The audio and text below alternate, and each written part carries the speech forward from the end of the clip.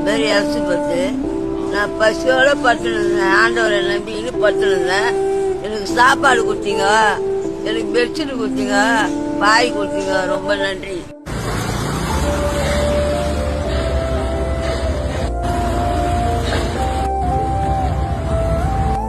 என்கிட்ட வந்தார் ஏசப்பா, வந்தார். நான் பாட்ட சொன்னாரு, வானத்துக்கும் பூமி கேட்கிறாரு, என்னால பார்க்க முடியல அப்படின்றாரு. நான் இருக்கிறேன், பயப்படாத, நான் இருக்கிறேன் அப்படின்னாரு.